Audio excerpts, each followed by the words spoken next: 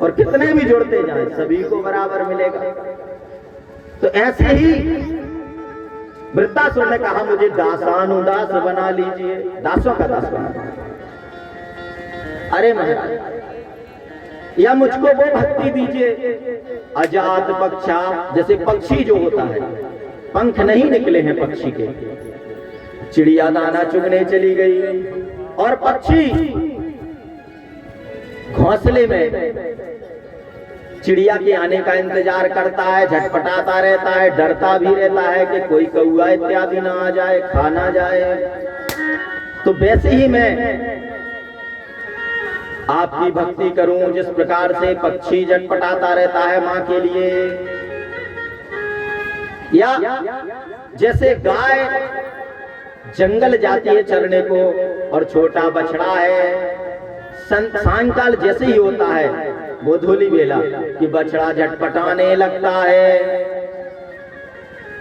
ऐसे में झटपटाता रहूं। भगवान ने कहा ये तो भूख का भय, भूख लगी है इसलिए भूख की भक्ति हो गई। अरे चिड़िया नहीं आई तो दूसरे पक्षी का डर लगा तो ये भय की भक्ति हो गई।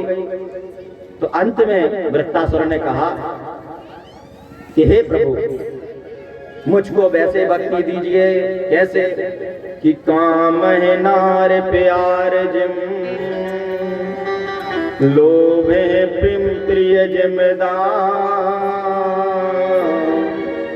सिम रघुनाथ निरंतर, प्रिय लागो मोहेरा। मैं आपको सदैव प्रिय करूंगा। क्यों? भगवान नाम किसी भी स्थिति में किसी भी भाव में आप स्मरण करें, भक्ति कभी नष्ट नहीं होती। महाराज वृत्तासुर की भाव क्यों बदल गए? पिछले जन्म में चित्रकेतु राजा और बड़ा भक्त था, बहुत तप करने के बाद बहुत सारी रानियां थी, चक्रो एक बेटा हुआ, उन्होंने ईर्ष्यावश जलन से मार दिया। आज कृष्ण जन्मोत्सव में जाना है इसलिए बाकी कथाओं में जाएंगे तो विस्तार अधिक होगा। तो श्राप बस असुर बन गया। कहने का तात्पर्य आप का पुनर्जन्म हो, यदि पिछले जन्मों की भक्ति है तो जन्मों जन्मों में वो कार्य करती है, या कुछ समय पूर्व आपने जो किया सत्कर्म जो भी करते हैं वो अवसर आने पर तुरंत फलीभूत हो जाते हैं। इसलिए गोस्वामी जी ने लिखा है कि भाई को भाई अनख आलस हूँ, भाई को भाई अनख आलस हूँ, भाई को भाई अनख आलस हूँ, भाई को भाई अनख आलस हूँ, भाई को भाई अनख आलस हूँ, भाई को भाई अनख आलस हूँ, भाई को भाई अनख आलस हूँ, नाम जपते मंगल से, नाम जपते मंगल से, नाम जपते महाराज भाव हो ना हो, बिना भाव के कैसी भी स्थिति में हो, आलस्य में ऊंघते जागते सोते जाप करिए। क्यों? अरे भगवान का वो नाम है जिसकी महिमा तो स्वयं भगवान नहीं गा सके। भगवान नाम की वो महिमा है कि कहाँ कहाँ लगे नाम बढ़ाई, कहाँ कहाँ लगे नाम बढ़ाई, कहाँ कहाँ लगे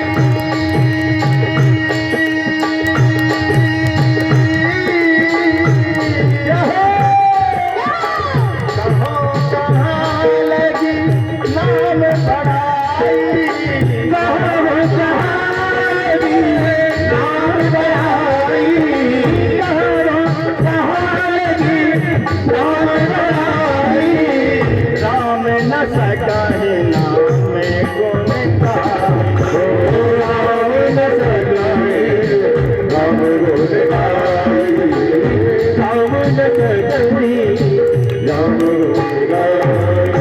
महाराज प्रभु की वो नाम में महिमा है, स्वयं प्रभु राम ही अपने नाम की महिमा बखान नहीं कर सकते। और ऐसे पावन नाम का जिसने उच्चारण किया उसका तो कल्याण होने से कोई रोक ही नहीं। बोलिए अवध बिहारी सरकार की जय, बांके बिहारी लाल की जय, जय श्री राम। इस प्रकार महाराज वृत्तासुर ने प्रार्थना की और इसके बाद जैसे ही इंद्र को देखा तो इंद्र को वज्र सहित रसगुल्ले की तरह खा गया, पेट में चले गए। और एक वर्ष बाद वज्र साथ में लिए थे तो फाड़ते हुए पेट को एक वर्ष बाद इंद्र निकले और वृत्तासुर का उद्धार हुआ। आगे जब हिरण्याक्ष का प्रभु ने वध कर दिया तो हिरण्याकश्यप भगवान का बैरी हो गया और उसने ब्रह्मा जी की घोर तपस्या की। हिरण्याकश्यप ने जब बहुत अधिक तप किया ब्रह्मा जी प्रसन्न हो गए और ब्रह्मा जी ने कहा बेटा आप मांग लो वरदान। बहुत तप किया, बोले प्रभु वरदान आप देना चाहते हैं तो मुझको तो अजर अमर बना दो। भगवान ने कहा बेटा अजर अमर तो हम खुद नहीं हैं, तुम्हें कहां से बना दें? तो बोले फिर हम वरदान मांगते हैं, आप वही दे दो हमको। बोले मांग लो। बोले ना मैं नीचे मरूं, ना मैं ऊपर मरूं, ना मैं दिन में मरूं, ना मैं रात में मरूं, ना मैं पशुओं से मरूं, ना मैं अस्त्र से मरूं, ना मैं शस्त्र से मरूं, साल के 12 महीने में ना मरूं। इतने वरदान मांगे। और ब्रह्मा की बनाई हुई सृष्टि जो आपकी है, आपकी सृष्टि में बनाए हुए किसी से ना मरूं।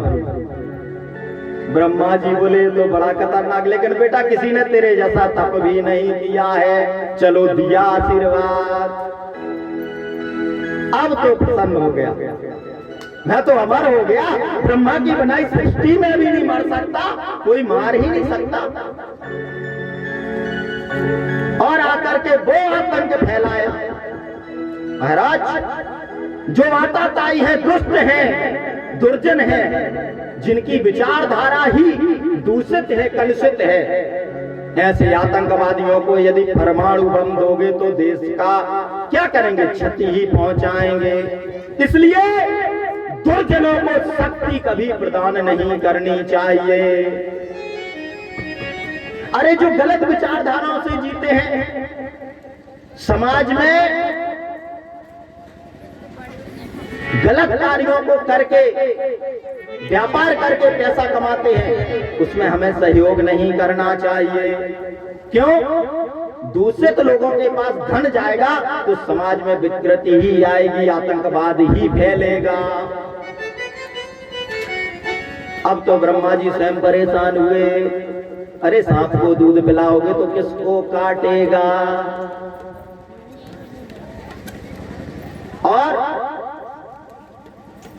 प्रभु की कृपा कि उधर हिरण्याकश्यप के जब ये तप कर रहा था उसी समय इंद्र ने हरण कर लिया हिरण्याकश्यप की पत्नी का। और नारद जी ने इंद्र से मुक्त कराया। नारद जी अपने आश्रम में रोक करके जब तक हिरण्याकश्यप ने तप किया, नारद जी ने सत्संग उपदेश सुनाया। और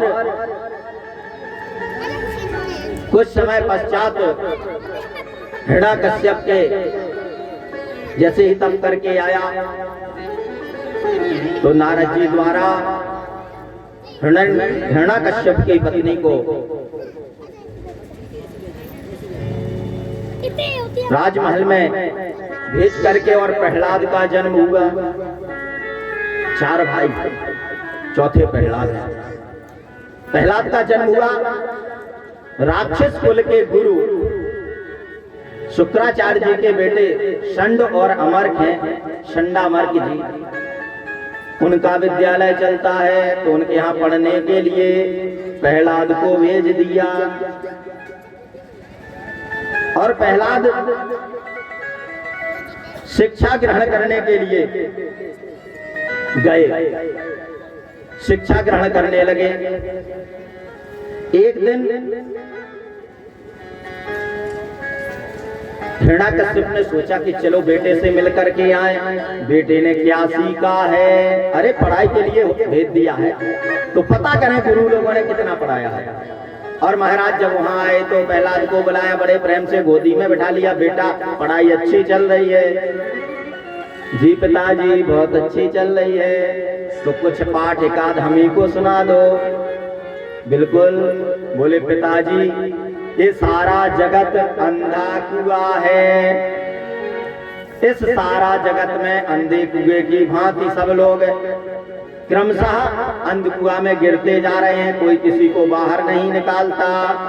इसलिए श्रीमन नारायण का ही जाप करना चाहिए, भगवान का नाम लेना चाहिए, उसी से कल्याण होगा। हिरण्याकश्यप का तो त्योरिया चढ़ गई, क्रोध से आंखें लाल हो गई। ये क्या बक रहा है? जो मेरा दुश्मन है, जिसने मेरे भाई को मारा, तेरे चाचा की जिसने हत्या की, उसकी गुणानुवाद कर रहा है। ये किसने सिखाया तुझे? तेरी बुद्धि मारी गई। चलो अभी ये तो बच्चा है। हिरण्याकश्यप ने सोचा ये छोटा बालक है, बालक का दोष नहीं। अरे मिट्टी का घड़ा है, जैसा कुम्हार तक बना देगा वैसा हो जाएगा, इसको दोष नहीं। चलो बेटा तुम जाओ, गुरुजी को भेजो। प्रहलाद जी गए, गुरुजी प्रणाम। क्या है? पिताजी आए हैं। अरे पिताजी आए हैं, उधर से आपको बुला रहे हैं। षंडामर्क जी पहुंचे। महाराज आप आए, आपने बताया नहीं। अरे बोले ये तो सब छोड़ो, स्वागत सत्कार पानी कुछ नहीं चाहिए। ये बताओ तुम हमारे बेटे को पढ़ा क्या रहे हो, सिखा क्या रहे हो? महाराज क्या सिखा रहे हैं? अरे वो कह रहा ये संसार अंधा कुआं है, और इस अंधे कुएं में कैसा अंधा कुआं? जैसे जंगल में एक अंधा कुआं था, वैसे कुआं हो तो दिख जाता है। सारे घास उस पेड़ पौधे लगे होते हैं उसमें। जंगल में कोई जब कुआं होता है, पेड़ होगा, घास दिखता नहीं है। तो एक बार अंधों की जमात चली जा रही थी। जमात आगे गई तो धीरे धीरे आगे बढ़ते जा रहे थे, एक दूसरे के सहारे से। अंधे थे सभी। एक आगे जाके उस अंधे कुएं में गिरा, धमा। जैसी आवाज पीछे वाले भैया कुछ आवाज आई है।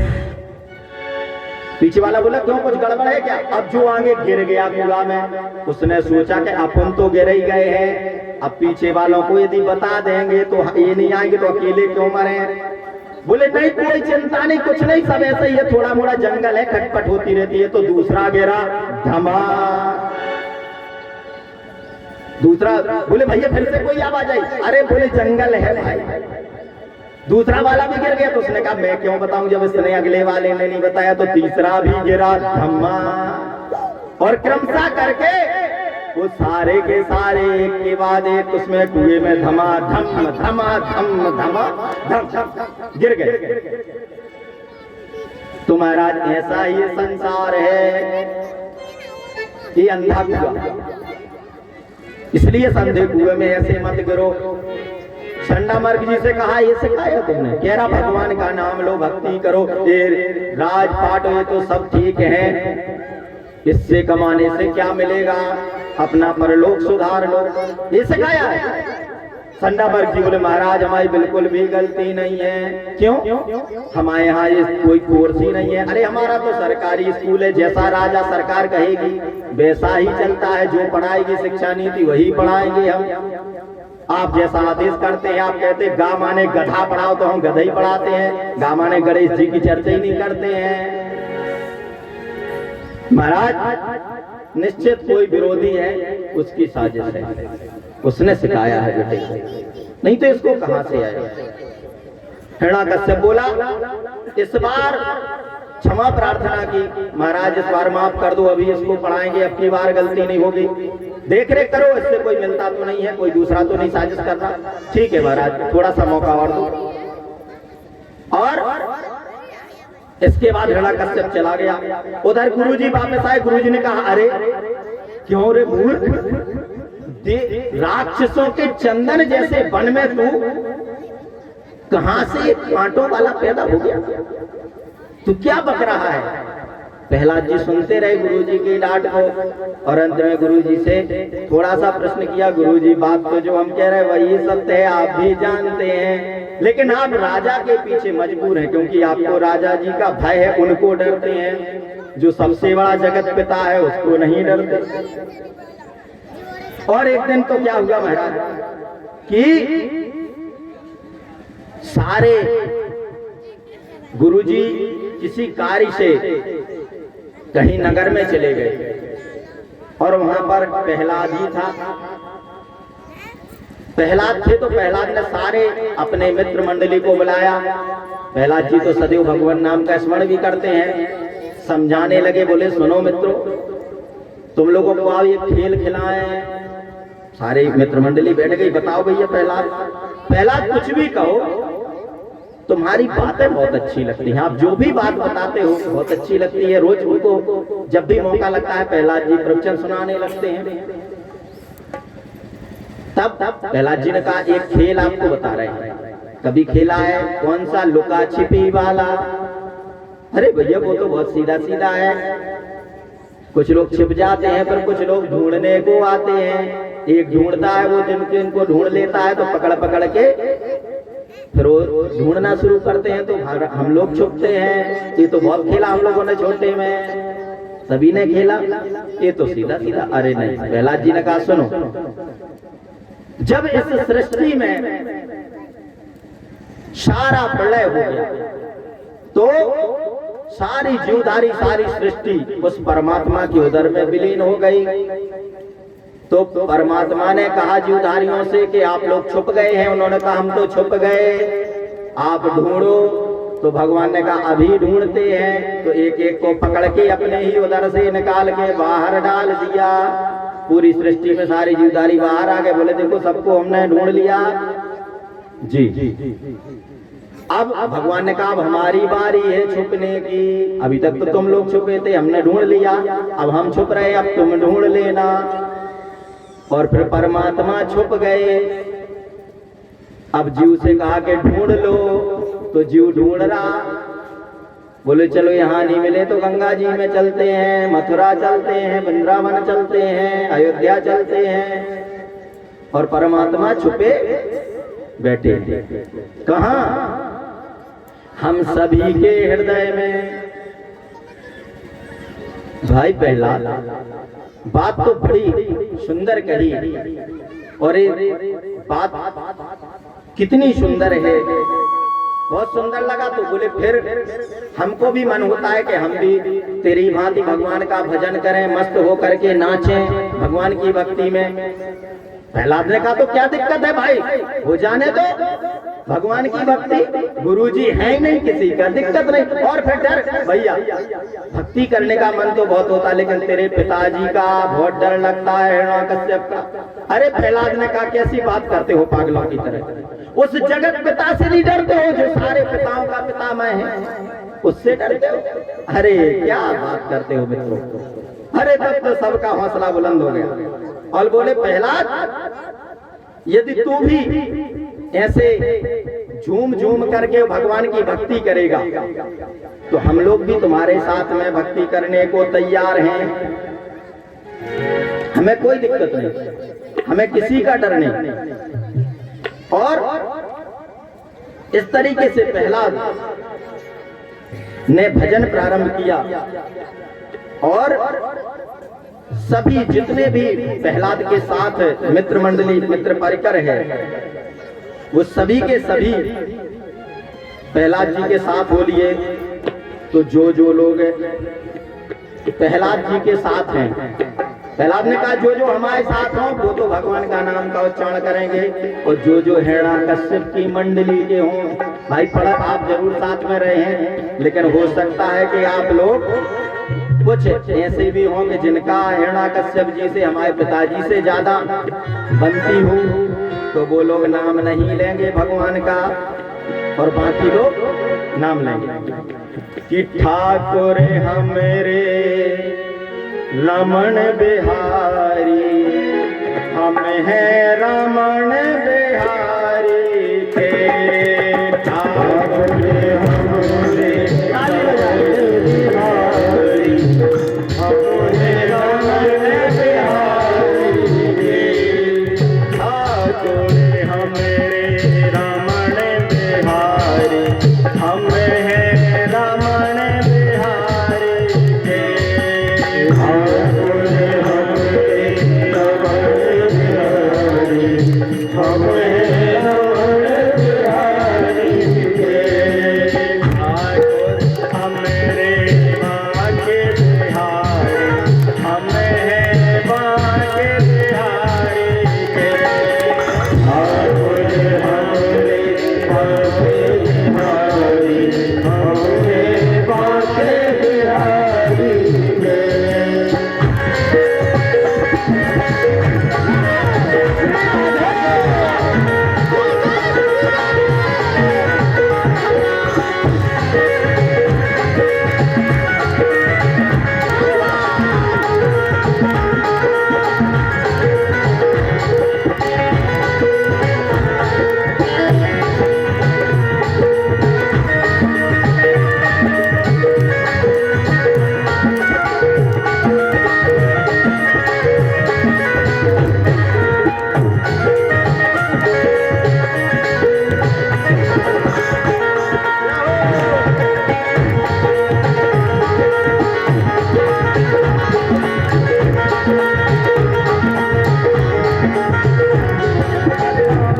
हरे राम हरे कृष्णा कृष्णा कृष्णा हरे राम, हरे कृष्णा कृष्णा कृष्णा हरे।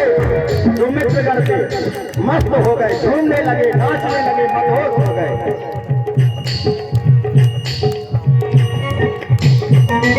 प्रभु के दरबार में जो भी माताएं बहनें नृत्य करना चाहती हैं वो कर सकती हैं।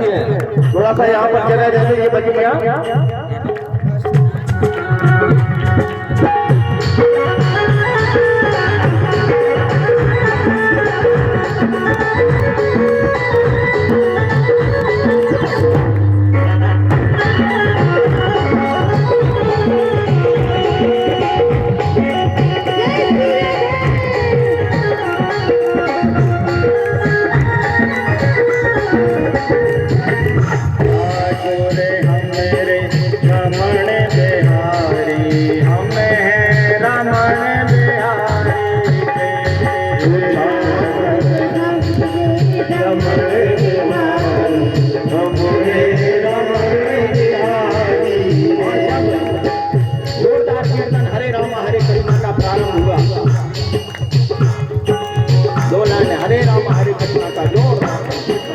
हरे राम राम राम हरे हरे, हरे कृष्णा कृष्णा कृष्णा हरे हरे। हरे राम राम राम हरे हरे, हरे कृष्णा कृष्णा कृष्णा हरे हरे। हरे राम राम राम हरे हरे, हरे कृष्णा कृष्णा कृष्णा हरे हरे। हरे राम राम राम हरे हरे, हरे कृष्णा कृष्णा कृष्णा हरे हरे। राम हरे राम राम राम हरे हरे, हरे कृष्णा हरे हरे। हरे राम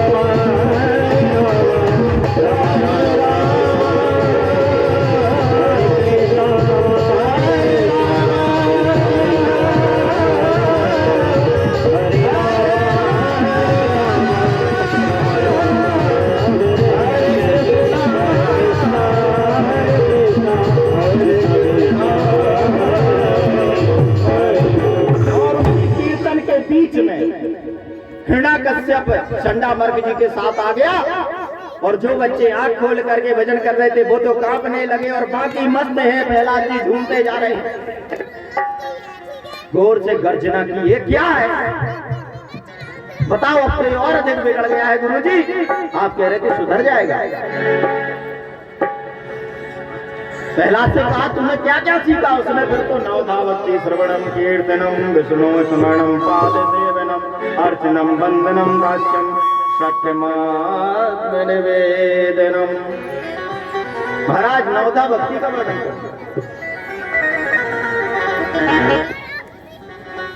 हिरण्याकश्यप ने कहा ऐसे नहीं मानेगा।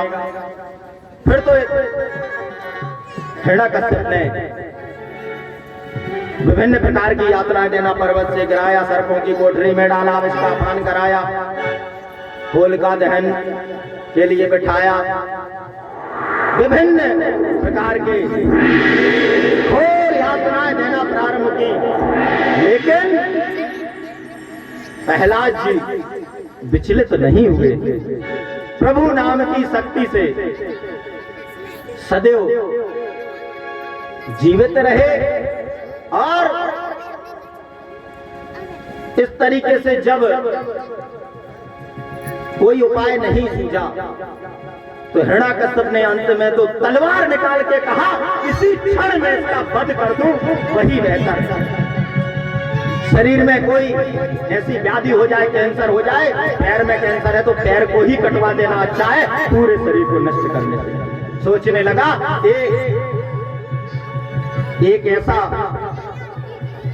विष पैदा हो गया है, इस विष की वजह से सारे के सारे नगर में जाने कितने वैष्णव पैदा हो जाएंगे, और इसलिए इसका बीजांकुरण ना हो, इसलिए इसको ही हम नष्ट कर दें। और नष्ट करने के उद्देश्य से महाराज जैसे ही खड्ग निकाला और कहा तुझको भय नहीं लगता?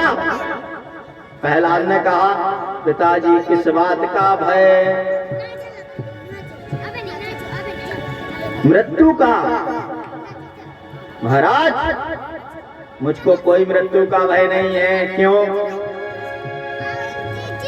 क्योंकि प्रहलाद ने कहा कि मारने वाला है भगवान, बचाने वाला है भगवान, मारने वाला है भगवान, बचाने वाला है भगवान, मारने वाला है भगवान, बचाने वाला है भगवान, भगवान बचाने वाला है भगवान। बाल न बाका होता उसका, बाल न बाका होता उसका, बाल न बाका होता उसका,